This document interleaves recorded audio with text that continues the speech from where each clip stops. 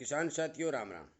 आशा करता हूँ आप सब ठीक ठाक होंगे। साथियों आज हम चर्चा करेंगे ग्वार के ऊपर, क्योंकि मैं जो कोई भी वीडियो बना रहा हूँ, ग्वार जिस किसान के पास है या किस छोटे व्यापारी के पास है, वो इस बात का जिक्र जरूर करता है कि ताऊ जी ग्वार के अंदर क्या होगा, सर जी ग्वार के अंदर क्या होगा। साथियों ये पूरी बात मैंने पहले आपको 2 3 4 वीडियो में समझाई भी थी, परंतु जिन किसानों ने वो वीडियो नहीं देखा उनके लिए दोबारा ये वीडियो में बनाना जा रहा हूँ। वीडियो पूरा सुनेंगे तो आपको पूरा समझ में आ जाएगा कि ग्वार का सिस्टम है क्या। साथियों आप सभी को पता है कि ग्वार की फसल अब की बार बेहद कमज़ोर थी, फंडामेंटल मजबूत थे, विदेशों में मांग भी अच्छी चल रही है और पहले भी थी। और आप ये भी जानते हैं कि हर महीने की लगभग 12-13 लाख बोरी की खपत लगातार हो रही है। अगली बात मैं आपको ये बता देना चाहता हूँ कि 6 महीने का समय ग्वार के अंदर फसल आने के लिए और पड़ा है। इसका मतलब यह है कि 78 70 78 80 लाख बोरी की जरूरत ग्वार की पड़ेगी, जो पिड़ाई होगी, जो विदेशों में भी जाएगा और देश में भी प्रयोग होगा। इसके अलावा लगभग 8-10 लाख बोरी ग्वार की बिजाई में भी जरूरत पड़ेगी। साथियों इतना सब कुछ होने के बाद ग्वार का भाव उठ नहीं रहा है। इसका कारण मैं आपको बताऊंगा और पूरा समझाऊंगा, और इसी तरह की जो जानकारी है मैं किसानों तक हर वक्त समझाने की कोशिश करता हूं, पहुंचाने की कोशिश करता हूं, और सभी बाजारी जानकारों से बात करके आपको बताने की कोशिश करता हूं, ताकि आप पूरी जो ये कहानी है ये समझ सकें भी इसमें हो क्या रहा है। और इसीलिए आपसे निवेदन करता हूं कि आपको इसी तरह की जानकारी यदि मिलती रहे और इस बात के आप इच्छुक हैं तो इस चैनल के साथ जुड़िए। और किसानों को शेयर करना आपका परम कर्तव्य है कि आप शेयर जरूर करें, ताकि हर किसान को इस बात का पता चले। आप जुड़ेंगे तो आपको फौरन जो मैं वीडियो डालूंगा आपको उसी टाइम वो वीडियो मिल जाएगा। साथियों मैं आपको यह बात बता देना चाहता हूं कि ग्वार के अंदर जितने भी कारोबारी हैं वो एक ग्रुप के रूप में काम करते हैं, और ग्रुप वो इतना बड़ा है कि वो ये चाहते हैं कि हमारे से अलावा कोई दूसरा आदमी इसमें एंट्री नहीं करे। और इसका सबूत मैं आपको देना चाहता हूं कि जब जब ग्वार 200 400 500 रुपए उठता है और 5500 5600 रुपए करीब जाता है, तो इसका मतलब यह है कि इसके अंदर कोई दूसरा आदमी जो व्यापारी है, जो स्टॉकिया है, या वो विदेशों में कारोबार करने वाला है, वो घुसने की कोशिश करता है, वो खरीद करता है। और जो ही उन ग्रुप वालों को पता पड़ता है कि इसके अंदर है ग्वार का खरीदार 1 2 4 और आ गए, तो वो क्या करते हैं कि आप अपना जो मंदे भाव में जो ग्वार लिया हुआ है वो बाजार में फौरन उतार देते हैं। उतारने ग्वार जो इतना उतारते हैं तो ग्वार के अंदर 200 400 रुपए की मंदी आती है। और मंदी आते ही जो नया व्यापारी, नया जो आदमी ग्वार की खरीदारी करने या ग्वार में काम करने के लिए जो प्रवेश करता है, वो बेचारा डर जाता है और वो सोचता है कि पता नहीं इसमें कितना ही घाटा लगेगा, और वो फौरन ही अपना जो है थोड़ा बहुत घाटा खा करके और ये ग्वार बेच देता है। जो वो घाटा खाकर ग्वार बेचता है तो वो ग्रुप वाले ही खरीद लेते हैं। साथियों ये आप एक ऐसी फिल्म के हिसाब से, ऐसी साजिश, ऐसा सिस्टम जो बिल्कुल सेटिंग करके जचाया गया है कि ग्वार को 5500 से ऊपर जाने नहीं देना, 5000 से नीचे आने नहीं देना, नए खरीदार को प्रवेश नहीं करने देना।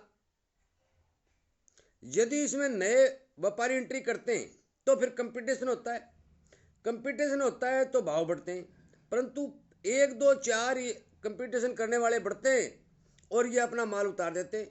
उतारते ही मंदा आ जाता है, मंदा आ जाता है तो वो फिर खरीद लेते हैं। जो जब तक इनके पास ग्वार की कमी महसूस नहीं होगी तब तक मुझे लगता है कि ये लोग ग्वार के ऊपर जो है अपना अस्तित्व बनाए रखेंगे।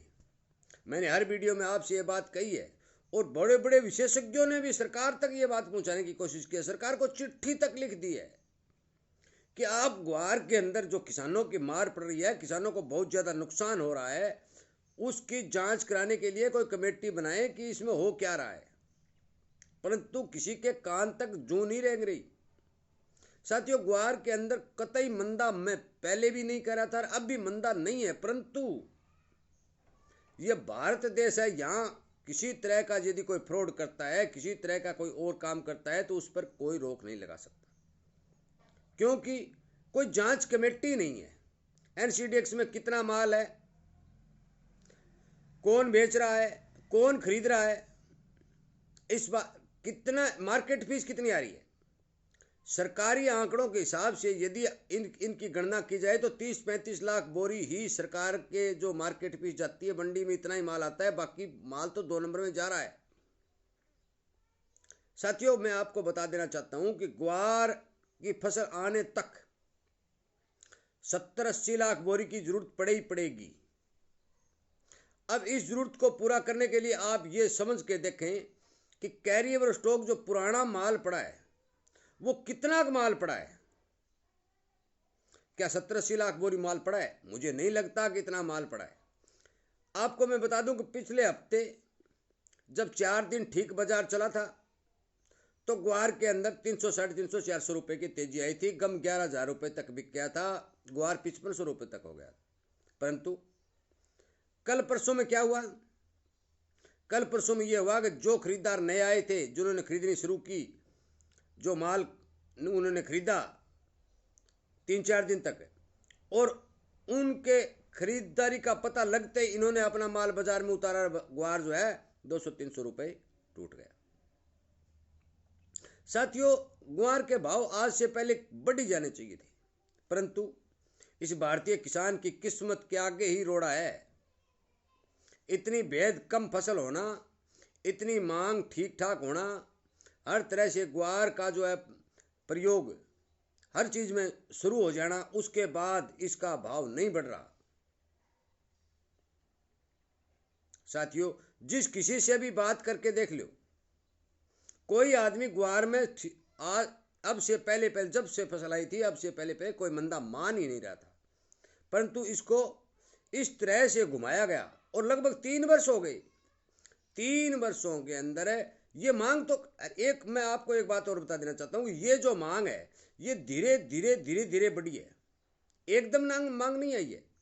एकदम मांग आती है और वो मांग घट जाती है तो फिर हम कह सकते हैं भी मंदा है, परंतु धीरे धीरे मांग बढ़ी है और ये एक स्थायी मांग है। इससे नीची मांग अब रहेगी ही नहीं। 12-13 लाख बोरी ग्वार जाएगा ही जाएगा। अब थोड़े दिन बाद ये मानसून का हवाला देना शुरू कर देंगे। मानसून अच्छी, बिजाई ज्यादा होगी, ये होगी वो होगी। साथियों, मैं आपको बता देना चाहता हूं कि ग्वार के अंदर किसानों को बहुत ज्यादा नुकसान हुआ है, ये मैं भी मानता हूं और हर एक आदमी मानता है। और जिस भाई ने ग्वार खरीदा था उसको भी बहुत बड़ा नुकसान हुआ है, परंतु उस नुकसान की भरपाई तो कोई कर ही नहीं सकता।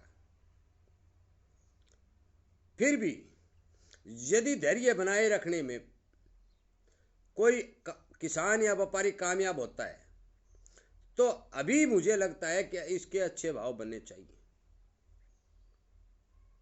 साथियों, मैं ग्वार के अंदर कतई मंदा जिसमें होता है, सरसों में मैंने शुरू से ही कहा था अभी सरसों के अंदर तेजी नहीं आएगी, परंतु ग्वार और नरमा दोनों में मैं उसी बात पर कायम हूं। आज ही मेरी थोड़ी देर पहले जोधपुर एक बात हुई थी, वो उन्होंने भी यही बात कही है कि हमारे भी समझ से बाहर हो रहा है कि ग्वार के भाव क्यों नहीं उठ रहे, ग्वार क्यों नहीं चल रहा है। जब ग्वार चलता है तो उसको ब्रेक लगा दिए जाते, चलता है, चलने की कोशिश करता है तो ब्रेक, ये पड़ा उठने देते ही नहीं, उससे पहले इसको पटक दिया जाता है। साथियों, मैं आपको बता देना चाहता हूं कि इसमें जीत उसी की होगी जो धैर्य बनाए रखेगा। यदि हड़बड़ाहट के अंदर या जल्दबाजी के अंदर या 5, 10, 20 दिन के अंदर यदि कोई ये सोचता है कि इसके भाव बढ़ जाएंगे तो ये मुझे संभव नहीं लगता, क्योंकि अब ये साफ सीधा संकेत और सीधा दिखने लग गया है कि जब तक इन स्टोरियों के पास माल की कमी नहीं आएगी तब तक ये भाव को नहीं उठने देंगे। इनके पास माल की कमी आती है तो भाव के पंख लगेंगे। इसलिए कृपया करके मेरी बात पर ध्यान दें, विचार करें। और मैं हर वीडियो में यह कहता हूं भी मैं अकेला कुछ नहीं कर सकता, आप खुद सर्च करें, खुद व्यापारी व्यापारियों से बात करें, बाजार के जानकारों पर बात करें, कितना माल बाहर जा रहा है, कितना भारत में है, कितना पैदा हो रहा है, इस बात पर खुद चिंतन करें। यदि खुद चिंतन करेंगे तो आपको ज़्यादा समझ आएगा। साथियों, मैं आपको बता देना चाहता हूं कि मेरा कोई ऐसा लक्ष्य नहीं है कि भी मैं कोई इस चैनल के माध्यम से पैसे कमाने की ओड़ में फंसा हुआ हूं। मेरा यह भी लक्ष्य नहीं है कि मैं किसी किसान को भ्रमित करूं। मेरा केवल एक लक्ष्य है कि आप सभी किसान भाइयों, छोटे व्यापारियों से मेरा विनय निवेदन है कि आप जिस भी माल का स्टॉक करें तो उस माल के बारे में अपनी कैपेसिटी कितने दिन रख सकते हैं वो, दूसरी उस माल के बारे में पूरी जानकारी, विदेशों तक की जानकारी आप रिसर्च करें, सर्च करें और उसके बाद ही उस माल का भंडारण करें। यदि इंतजार करेंगे तो इंतजार बहुत लंबा होता है, एक हफ्ता या हमें एक महीने के बराबर लगता है। इसलिए कृपया करके, मुझे नहीं लगता कि इस ग्वार के अंदर मंदी है, परंतु जब तक इनके हाथों में चाबी रहेगी ये ग्वार को यही घुमाते रहेंगे। वीडियो लंबा होता जा रहा है। मैं आप सभी से गुजारिश करूंगा कि आप ग्वार के ऊपर इतना तो विश्वास रखें कि ग्वार आपको नुकसान नहीं होने देगा। कृपया करके मेरे वीडियो को ज़्यादा से ज़्यादा शेयर करें और इसी के साथ मैं आप सब किसान भाइयों का धन्यवाद करता हूं कि आप चैनल के साथ जुड़ते हैं और वीडियो देखते हैं और शेयर करते हैं। आपका बहुत बहुत धन्यवाद।